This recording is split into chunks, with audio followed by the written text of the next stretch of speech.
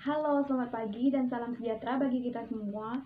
Di sini kami dari kelompok 4 dengan anggota Novi Sofiani Daud, NPM 2020-31019, Lucy Andriani, NPM 2020-31023, Yohanes Seman, NPM 2020-31007, dan Ahmad Rizky Pratama, NPM 2020-31015, akan memaparkan materi mengenai peran penyuluh pada masa pandemi COVID-19. Adapun tujuan dari pembuatan video ini adalah untuk memenuhi salah satu tugas mata kuliah dasar-dasar penyuluhan dan komunikasi oleh Ibu Nila Rusyanti, SPMP, selaku dosen pengampunya. Nah, sebelum membahas lebih lanjut mengenai peran penyuluhan pada masa pandemi ini, kami akan memberikan satu video yang berkaitan dengan materi tersebut. Assalamualaikum warahmatullahi wabarakatuh. Hai Sobat Tani, saat ini dunia sedang berperang melawan virus corona atau COVID-19. Hal ini berdampak pada semua sektor, tidak terkecuali sektor pertanian. Pertanian harus tetap berjalan, karena sebagai penyedia pangan untuk masyarakat. Petani sebagai pelaku utama, penyuluh, pengendali organisme pengganggu tumbuhan atau POPT, pengawas benih tanaman atau PPT, dan petugas teknis lainnya, sebagai pendamping petani harus tetap menjalankan perannya untuk mendukung ketersediaan pangan. Sobat Tani, berkaitan dengan isu tersebut, Kepala Badan Penyuluhan Pengembangan SDM Kementerian Pertanian telah menerbitkan surat berkaitan dengan penyebaran poster sosialisasi pencegahan COVID-19. Teman-teman penyuluh, petugas teknis di lapangan bisa mengunduhnya di website resmi Badan Penyuluhan Pengembangan SDM untuk bisa disebarluaskan kepada teman-teman di wilayah BPP teman-teman bertugas atau kepada petani di WKPP teman-teman sekalian. Kira-kira apa yang perlu disiapkan oleh teman-teman penyuluh di lapangan atau petugas teknis di lapangan berkaitan dengan pencegahan penyebaran virus COVID-19? Nah, karena virus corona ini sudah menjadi pandemi, mencegah tentunya lebih baik daripada mengobati. So, teman-teman penyuluh di BPP sebaiknya yang pertama, menyiapkan hand sanitizer di kantor BPP, khususnya di dekat mesin absensi, kamar mandi, dan pintu utama BPP. Kemudian, membersihkan peralatan kantor seperti keyboard PC, laptop, mouse, meja, dan lain-lain dengan disinfektan secara rutin. Yang ketiga, menjaga kebersihan area kerja BPP dengan melakukan gotong royong paling tidak seminggu sekali lah. Kemudian, yang keempat, meminta rekan kerja yang kurang sehat untuk istirahat di rumah. Yang kelima, menghindari pengumpulan massa atau kerumunan seperti rapat, pertemuan, dan lain-lain. Selalu menjaga jarak aman minimal 1 meter. Nah, terus gimana nih ketika teman-teman penyuluh harus mengumpulkan petani untuk menyampaikan informasi berkaitan dengan agribisnis yang mereka butuhkan? Nah, sekarang kan sudah zamannya revolusi industri 4.0. Penyuluhnya sudah milenial, petaninya juga nggak kalah milenial.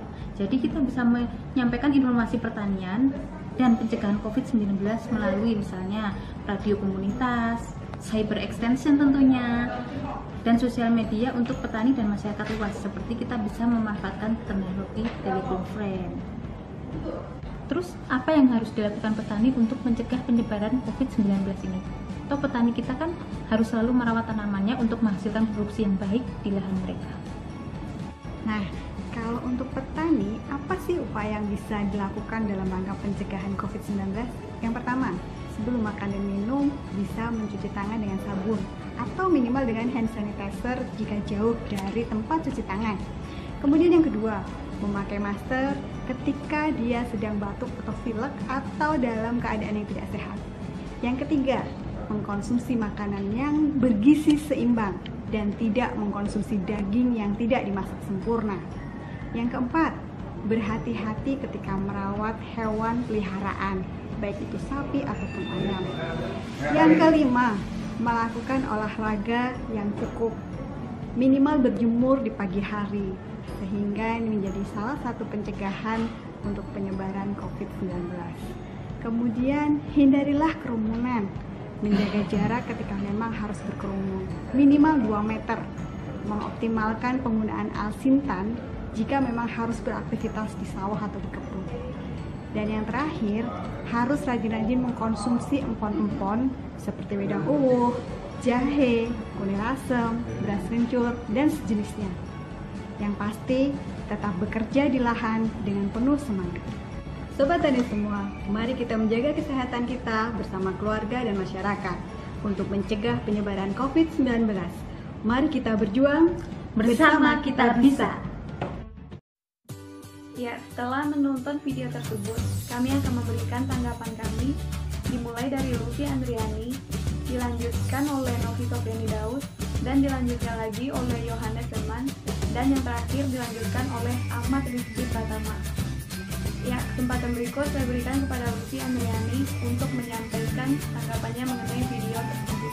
Sebelumnya saya mengucapkan terima kasih kepada moderator atas waktunya yang diberikan kepada saya untuk menanggapi video yang bertemakan peran penyuluhan di masa pandemi COVID-19 ini. Yang kita ketahui bahwa pandemi COVID-19 ini bukan hanya melanda Indonesia, tetapi seluruh dunia, dan seluruh dunia pun merasakan dari dampak tersebut, salah satunya di sektor pertanian. Untuk selalu meningkatkan ketahanan pangan di Indonesia, peran penyuluhan sangatlah dibutuhkan.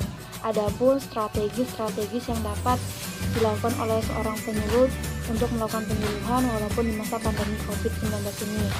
Strategis yang dapat dilakukan yaitu dengan cara daring maupun luring. Secara daring yaitu dalam jaringan, dan secara luring yaitu luar jaringan, yaitu langsung bertatap muka. Bagaimana cara melakukan penyuluhan dengan cara luring atau bertatap muka sedangkan ini masih di masa pandemi COVID-19 itu? Yang pertama dilakukan yaitu pemilihan tempat penyuluhan, usahakan tempat yang aman atau masih dibilang zona hijau. Yang kedua, saat melakukan penyuluhan nanti, tempat atau gedung yang akan dipakai harus dibersihkan dulu menggunakan cairan disinfektan.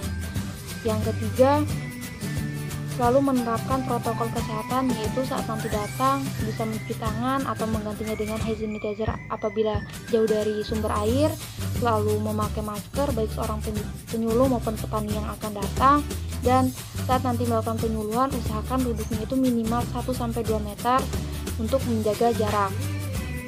Selanjutnya, yang keempat yang dapat dilakukan yaitu saat nanti akan melakukan penyuluhan, yang bertanggung jawab membuat peraturan di mana yang datang untuk melakukan atau mendengarkan penyuluhan diusahakan hanya ketua kelompok tani. Jadi yang datang itu hanya yang pemimpin kelompok taninya saja. Dengan kata lain, karena di masa pandemi ini tidak boleh berkumpul terlalu banyak, untuk itulah untuk meminimaliskan, jadi hanya ketua kelompoknya saja yang datang. Nanti apa informasi yang didapatkan akan disampaikan kepada anggota kelompok taninya. Bagaimana penerapan atau strategis penyuluhan di masa pandemi COVID-19 ini melalui daring atau dalam jaringan, dan itu akan dibahas oleh teman saya yaitu Novi Sofiani Daud. Sekian yang dapat saya sampaikan, apabila saya ada salah kata saya mohon maaf. Baik, saya akan memberikan tanggapan saya mengenai peran penyuluh pada masa pandemi ini. Pada masa pandemi ini, seorang penyuluh tentunya mempunyai masalah dalam melakukan penyuluhan, khususnya pada daerah yang berzona merah atau daerah-daerah yang banyak terdapat kasus-kasus COVID-19. Nah, maka dari itu, seorang penyuluh harus memiliki cara untuk tetap melakukan penyuluhan kepada masyarakat agar tetap waspada dalam menghadapi pandemi ini, yaitu dengan cara melakukan penyuluhan melalui daring atau media sosial seperti internet, Facebook, YouTube, Instagram, WhatsApp, dan lain-lain. Akan tetapi, penyuluhan melalui daring atau media sosial ini tentunya memiliki kendala, yaitu jaringan. Masyarakat akan kesulitan untuk mengakses informasi karena terkendala oleh jaringan. Ya, sekian penjelasan dari saya atau tanggapan dari saya. Kesempatan berikut saya berikan kepada Yohanes untuk memberikan tanggapannya mengenai masalah-masalah atau kendala tersebut. Baiklah, dalam hal ini peran penyuluh sebagai jembatan penghubung antar masyarakat dan pemerintah sangat penting penting untuk mengumpulkan informasi dan kendala-kendala yang dihadapi oleh masyarakat dalam masa pandemi COVID-19 ini. Contohnya seperti kendala jaringan dan di bidang pertanian. Jadi penyuluh bisa menyampaikan kendala-kendala masyarakat kepada pemerintah agar diberi bantuan seperti pemberian pupuk, bibit, dan lain-lain di bidang pertanian, dan akses wifi gratis bagi masyarakat, dan tetap menaati protokol kesehatan yang ketat. Demikian tanggapan dari saya. Selanjutnya saya akan beri kesempatan kepada Ahmad Rizky pertama. Assalamualaikum warahmatullahi wabarakatuh. Terima kasih banyak saya ucapkan kepada rekan-rekan saya yang telah memberikan kesempatan kepada saya untuk mengomentari, memberikan pendapat terhadap video tersebut. Di sini saya akan memberikan pendapat tentang pengaruh penyuluhan terhadap petani di masa pandemi saat ini. Penyuluhan pertanian sangatlah besar bagi para petani, dikarenakan penyuluhan pertanian yang selalu memberikan semangat dan dukungan terhadap para petani pada masa pandemi saat ini, agar para petani dapat terus produktif dan untuk kestabilan ekonomi dan ketahanan pangan pada masa pandemi saat ini. Peran penyuluh pertanian dalam memberikan arahan-arahan terhadap tata cara pertanian di masa pandemi saat ini kepada para petani dengan selalu mengingatkan para petani untuk terus menjaga kesehatan, untuk mencegah penularan COVID-19 ini dengan cara selalu mencuci tangan setelah melakukan aktivitas pertanian, makan makanan bergizi seimbang, selalu berolahraga, dan selalu menggunakan protokol kesehatan di masa pandemi saat ini dengan cara menggunakan masker saat beraktivitas di luar ruangan. Ya, mungkin seperti itu saja yang dapat saya sampaikan. Kurang dan lebihnya saya mohon maaf.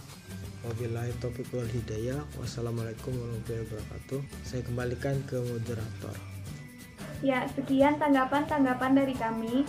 Jika ada kata-kata yang kurang berkenan, kami mohon maaf. Dan pesan dari kami, tetap melaksanakan protokol kesehatan. Terima kasih.